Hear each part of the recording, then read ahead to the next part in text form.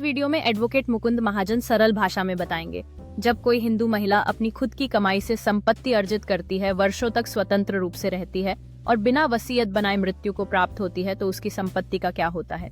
आप स्पष्ट रूप से समझेंगे कि हिंदू उत्तराधिकार अधिनियम के अनुसार उसकी संपत्ति किसे मिलती है, क्या वह उसके पति के परिवार को जाती है या फिर उसके अपने मायके के रिश्तेदारों को लौटती है। इस वीडियो में समझाया जाएगा हिंदू उत्तराधिकार अधिनियम की मूल संरचना। जब कोई हिंदू व्यक्ति बिना वसीयत के मृत्यु को प्राप्त होता है तो संपत्ति का बंटवारा कैसे होता है। पुरुषों और महिलाओं के लिए अलग अलग कानूनी नियम, विवादास्पद धारा 15 NB की वास्तविक सच्चाई और 2025 के सुप्रीम कोर्ट के महत्वपूर्ण अवलोकन। मेरे YouTube channel legal information law insights में आपका स्वागत है। मैं एडवोकेट मुकुंद महाजन। आज हम हिंदू उत्तराधिकार अधिनियम 1956 और वर्ष 2025 के नवीनतम सुप्रीम कोर्ट के निर्णयों के बारे में चर्चा करेंगे, जो भारत में संपत्ति उत्तराधिकार और महिलाओं के अधिकारों को प्रभावित कर रहे हैं। इस वीडियो में हम जानेंगे अधिनियम की मूल संरचना। जब कोई हिंदू व्यक्ति बिना वसीयत के मृत्यु करता है तो संपत्ति कैसे बंटती है। पुरुषों और महिलाओं दोनों के लिए लागू नियम। विवादास्पद धारा 15(1)(b)। गोत्र, सहमति और वसीयत बनाने पर सुप्रीम कोर्ट की टिप्पणियां और कानूनी बिंदुओं को सरल बनाने के लिए वास्तविक जीवन के उदाहरण। आइए शुरुआत करते हैं। भाग 1, हिंदू उत्तराधिकार अधिनियम 1956 क्या है। सरल व्याख्या। हिंदू उत्तराधिकार अधिनियम 1956 भारत में वह प्रमुख कानून है जो यह निर्धारित करता है कि यदि कोई हिंदू व्यक्ति बिना वसीयत के मृत्यु करता है तो उसकी संपत्ति कैसे उत्तराधिकार में जाएगी। इसका उद्देश्य है उत्तराधिकार की स्पष्ट व्यवस्था देना, न्यायसंगत वितरण सुनिश्चित करना और संपत्ति अधिकारों में लैंगिक समानता की रक्षा करना। जब वर्ष 2005 में संशोधन किया गया, तब बेटियों को बेटों के समान अधिकार दिए गए, विशेष रूप से संयुक्त परिवार की संपत्ति में। यह 2005 का संशोधन अत्यंत महत्वपूर्ण है और आज भी उत्तराधिकार कानून की नींव बना हुआ है। भाग 2, धारा 8, जब किसी हिंदू पुरुष की मृत्यु बिना वसीयत के होती है। मान लीजिए कोई हिंदू पुरुष बिना वसीयत बनाए मृत्यु कर जाता है। ऐसे में कानून उत्तराधिकारियों की एक सूची देखता है, जिसे कहा जाता है क्लास 1 उत्तराधिकारी, जिन्हें प्रथम प्राथमिकता मिलती है। पुत्र, पुत्री, विधवा और माता, इन सभी को संपत्ति में समान हिस्सा मिलता है। यदि क्लास 1 उत्तराधिकारी नहीं है तो संपत्ति क्लास 2 उत्तराधिकारियों को जाती है। यह नियम केवल पुरुषों पर लागू होता है और दशकों से अदालतों द्वारा सख्ती से अपनाया जा रहा है। भाग 3, धारा 15, जब किसी हिंदू महिला की मृत्यु बिना वसीयत के होती है। अब हम उस हिस्से पर आते हैं जिसने सबसे अधिक विवाद और सुप्रीम कोर्ट की जांच को जन्म दिया है। हिंदू उत्तराधिकार अधिनियम की धारा 15(1) के अनुसार यदि कोई हिंदू महिला बिना वसीयत के मृत्यु करती है तो उसकी संपत्ति निम्नलिखित क्रम में जाती है। 1, उसके बच्चे और पति। 2, पति के उत्तराधिकारी। 3, उसके माता पिता। 4, पिता के उत्तराधिकारी। 5, माता के उत्तराधिकारी। इसका अर्थ यह है कि यदि कोई महिला निःसंतान है, पति नहीं है और उसने वसीयत नहीं बनाई है, तो उसकी संपत्ति पहले पति के रिश्तेदारों को जाएगी, अक्सर उसके ससुराल पक्ष को, उसके अपने माता पिता से पहले। यही वह बिंदु है जिस पर अधिकांश कानूनी चुनौतियां आधारित हैं। भाग 4, सुप्रीम कोर्ट 2025 गोत्र, विवाह और संपत्ति अधिकार।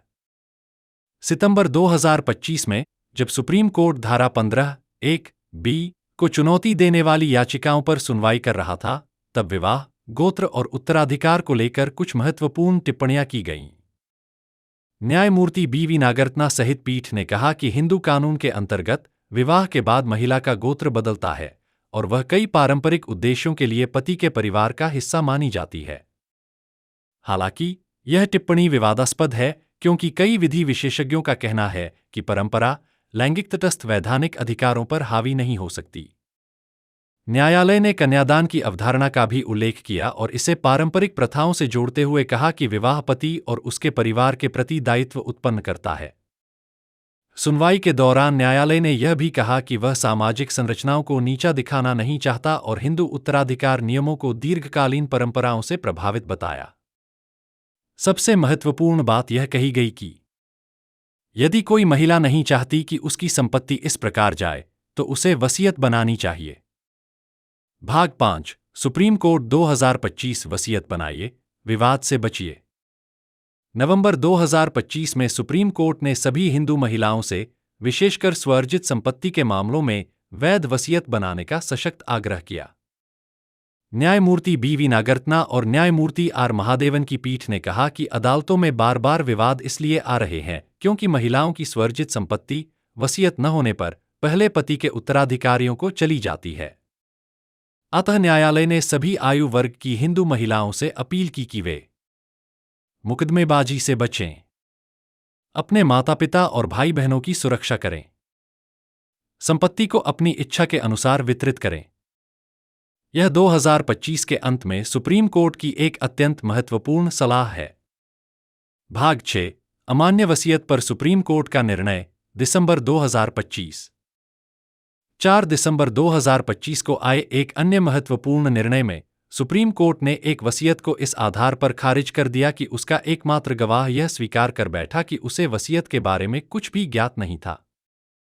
चूंकि वसीयत विधिवत सिद्ध नहीं हो सकी, इसलिए शीर्ष अदालत ने कहा कि संपत्ति अब हिंदू उत्तराधिकार अधिनियम के प्राकृतिक नियमों के अनुसार ही जाएगी।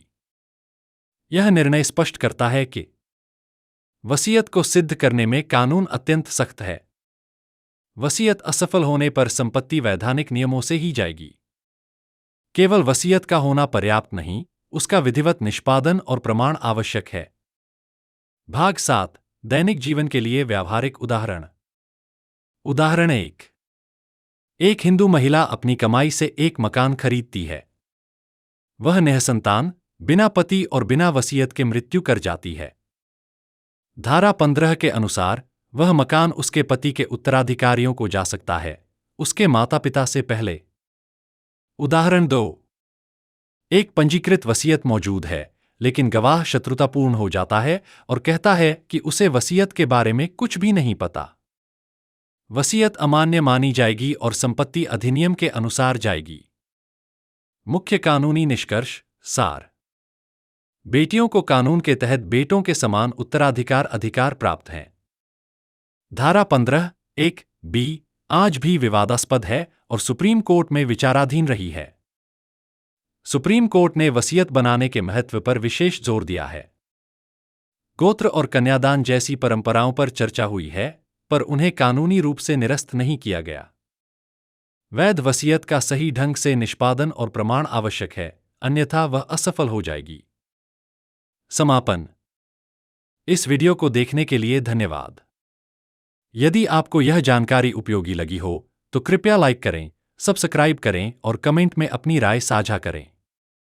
और अधिक कानूनी जानकारी के लिए बेल आइकन दबाना न भूलें। मैं आपसे अगले वीडियो में शीघ्र मिलूंगा। जय हिंद, जय भारत।